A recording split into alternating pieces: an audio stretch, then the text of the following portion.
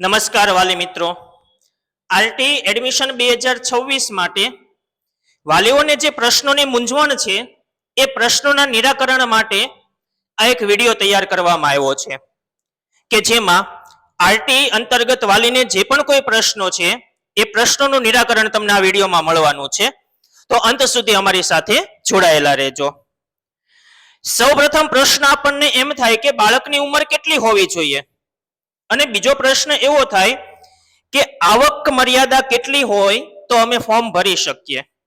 તો એના માટે જો બાળકની ઉંમર 1 જૂનના રોજ 6 વર્ષ પૂર્ણ થતી હોય, એટલે કે તારીખ 2 જૂન 2019 થી 1 જૂન 2020 ની વચ્ચે જો બાળકનો જન્મ થયેલો હોય તો તમે ધોરણ 1 માં આરટી નું ફોર્મ ભરી શકો છો। જો આ તારીખ સિવાય હોય તો તમે આરટી માં ફોર્મ ભરી શકતા નથી। ફરી વખત તારીખ રિપીટ કરું છું, તારીખ 2 જૂન 2019 થી 1 જૂન 2020 સુધીનો જો તારીખ હોય તો તમે બાળકનું આરટી માં પહેલા 3 માં ફોર્મ ભરી શકો છો। બીજો પ્રશ્ન થાય કે આવકની મર્યાદા કેટલી હશે, તો જો જોવા જઈએ તો ગ્રામ્ય વિસ્તાર કે શહેરી વિસ્તારમાં પહેલા આવકની મર્યાદા અલગ હતી, પણ ગયા વર્ષે એમાં ફેરફાર કરી અને ગ્રામ્ય વિસ્તાર હોય કે શહેરી વિસ્તાર હોય બંને માટે આવકની મર્યાદા 6 લાખ સુધી રાખવામાં આવી છે। એટલે જ્યારે પણ આવકનો દાખલો તમે કઢાવો તો આવકનો દાખલો કઢાવતી વખતે 6 લાખની મર્યાદા સુધીમાં તમારે આવકનો દાખલો કઢાવવાનો રહેશે। આ ઉપરાંત તો કે આરટી માં તમને એડમિશન ફાળવે તો કઈ રીતે ફાળવવામાં આવે, તો અહીંયા નીચે તમે કેસરી કલરમાં જોઈ શકો છો કે અલગ અલગ કેટેગરી આપેલી છે, એ કેટેગરી પ્રમાણે તમને ક્રમબદ્ધ આરટી માં એડમિશન ફાળવવામાં આવતા હોય છે। તો બીજો પ્રશ્ન એવો થાય કે આરટી નું ફોર્મ ભરતી વખતે મારે કયા કયા પુરાવા જોશે, તો આરટી નું ફોર્મ ભરતી વખતે બાળકનું અને માતા પિતાનું એટલે કે ત્રણેયના આધાર કાર્ડ જોશે, બાળકનો જન્મ તારીખનો ઓરિજિનલ દાખલો જોશે, રહેઠાણના પુરાવા માટે લાઇટ બિલ છે, આધાર કાર્ડ છે, ભાડા કરાર છે અથવા તો ચૂંટણી કાર્ડ છે એ તમે મૂકી શકો છો। પણ ભાડા કરાર રાખતી વખતે ખાસ ધ્યાન રાખવાનું કે નોટરાઇઝ ભાડા કરાર ચાલશે નહીં, રજિસ્ટર્ડ ભાડા કરાર જ જોઈશે। એટલે બને ત્યાં સુધી આધાર કાર્ડમાં જે એડ્રેસ છે એ જ એડ્રેસ તમે એમાં લખો તો તમારે રહેઠાણના પુરાવા તરીકે ભાડા કરાર મૂકવાની જ આવશ્યકતા રહેશે નહીં। ત્યાર પછી જાતિનો દાખલો, જો તમારે એસસી એસટી ઓબીસી કેટેગરી આવતી હોય તો તમારે જાતિનો દાખલો જોઈશે। ઓપન કેટેગરી એટલે કે જનરલ કેટેગરી આવતી હોય તો જાતિનો દાખલો જોઈશે નહીં। બાળકનો પાસપોર્ટ સાઇઝનો ફોટો, વાલીનો આવકનો દાખલો 6 લાખની મર્યાદામાં, વાલીનું પાન કાર્ડ, વાલીની બેંક પાસબુક અને એક આવશે સેલ્ફ ડિક્લેરેશન ફોર્મ, જે આરટી ના ફોર્મ ભરવાના શરૂ થશે ત્યારે એમાં આપેલો હશે નમૂનો, એ નમૂના પ્રમાણે આપણે એ ફોર્મ ભરી અને સબમિટ કરવાનું રહેશે। ત્યાર પછી જો કોઈ વિશેષ કેટેગરી એટલે કે જો કોઈ માતા પિતાને સંતાન તરીકે માત્ર એક દીકરી હોય તો એમના માટે સિંગલ ગર્લ ચાઇલ્ડ સર્ટિફિકેટ આવે છે। જો આ સર્ટિફિકેટ તમે રજૂ કરો તો શક્યતા વધી જાય છે કે તમને આરટી ના પ્રથમ રાઉન્ડમાં જ એડમિશન લાગી શકે, પણ એના માટે તો કે સંતાનમાં તમારે એક જ દીકરી હોય તો જ તમને આ સિંગલ ગર્લ ચાઇલ્ડ નું સર્ટિફિકેટ મળતું હોય છે। આ ઉપરાંત બીપીએલ કેટેગરી આવતી હોય તો બીપીએલ કેટેગરીના અંક રજૂ કરતું પ્રમાણપત્ર છે, પ્રમાણપત્ર તમારે દર્શાવવું પડે। અનાથ બાળક છે તો અનાથ બાળકનું જે સર્ટિફિકેટ આવે છે એ તમારે સક્ષમ અધિકારી પાસેથી મેળવી અને એમાં અપલોડ કરવાનું રહેશે, તો બાકીના કોઈ બીજા ડોક્યુમેન્ટની તમારે આવશ્યકતા રહેશે નહીં। અથવા તો શરીરમાં કોઈ ખોડ ખાપણ છે એટલે કે દિવ્યાંગ છે તો એવું સર્ટિફિકેટ પણ લઈ અને તમે એમાં અપલોડ કરી શકો છો।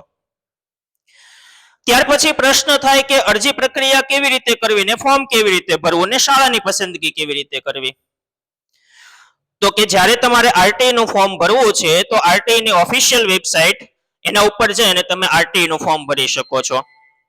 બીજું, આરટી નું ફોર્મ ભરતી વખતે તમે ગુજરાતી માધ્યમ અથવા તો અંગ્રેજી માધ્યમ અને અંગ્રેજી માધ્યમમાં જીએસીબી અથવા તો સીબીએસસી કોઈ પણ શાળા તમે પસંદ કરી શકો છો।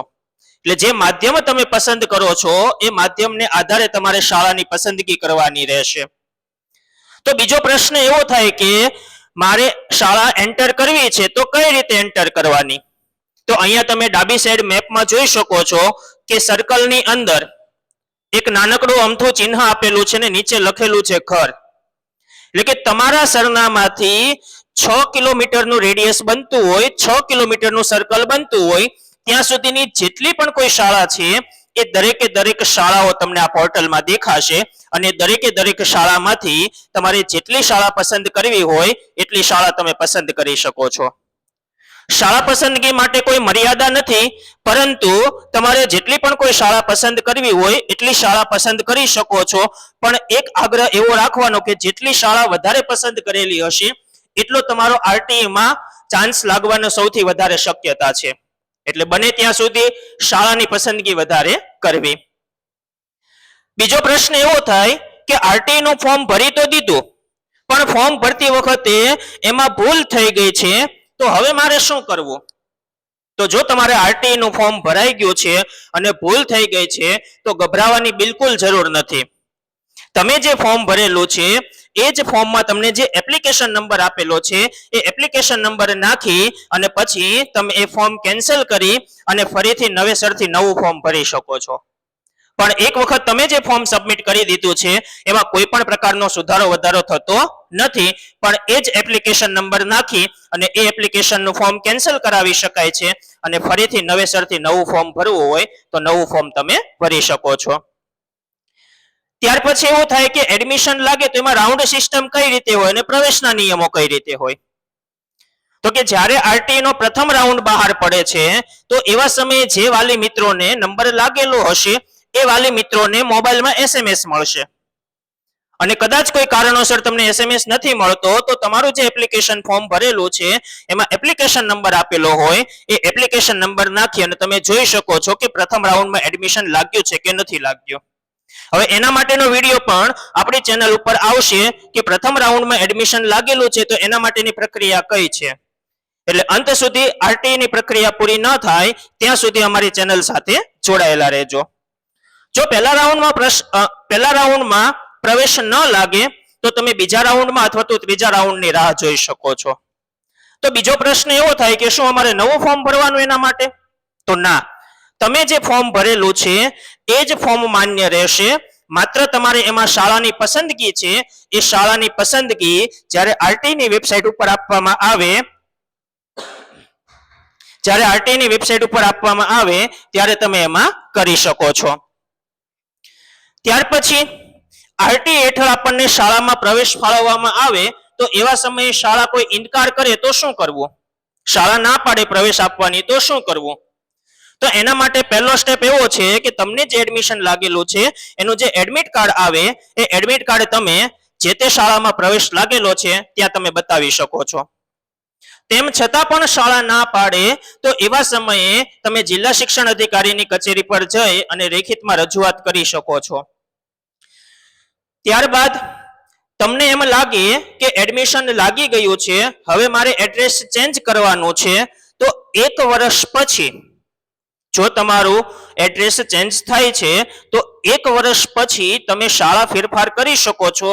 પરંતુ જે શહેરમાં અથવા તો જે વિસ્તારમાં જાઓ છો તે શહેર અથવા તો વિસ્તારની એ શહેરમાં આવતી જેટલી પણ કોઈ શાળા છે એમાં આરટીઈ હેઠળ જગ્યા ખાલી હશે તો જ તમને ત્યાં આરટીઈ હેઠળ એડમિશન મળશે, નહીતર તમે આરટીઈ માં ટ્રાન્સફર કરાવી શકશો નહીં.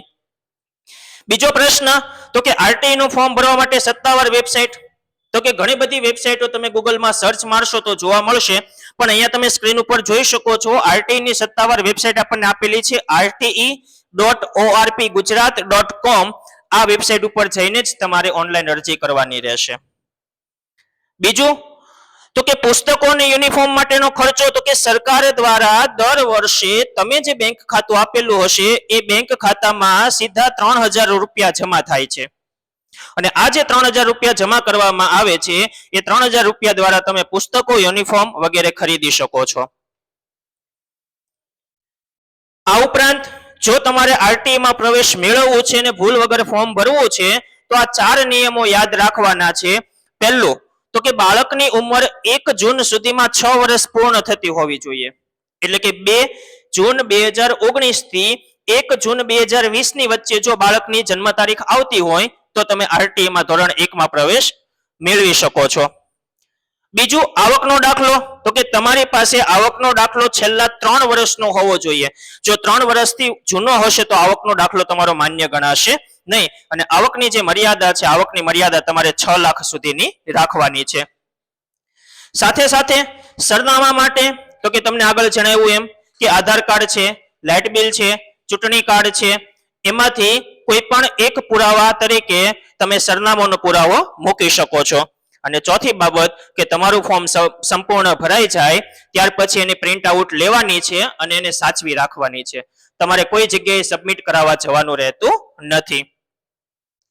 આ ઉપરાંત તમને આરટીઈ બાબતે કોઈ પણ વધુ પ્રશ્ન હોય તો એવા સમયે તમે નીચે કમેન્ટ બોક્સમાં તમારા પ્રશ્નો જણાવી શકો છો, અથવા તો નીચે કમેન્ટ બોક્સમાં એક હેલ્પલાઇન નંબર આપવામાં આવેલો છે. આ હેલ્પલાઇન નંબર ઉપર તમે વોટ્સએપ મેસેજ કરી શકો છો.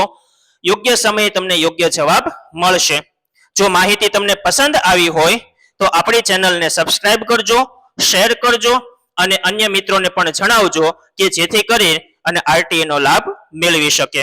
અમારી સાથે અંત સુધી જોડાયેલા રહ્યા એ બદલ આપનો ખૂબ ખૂબ આભાર.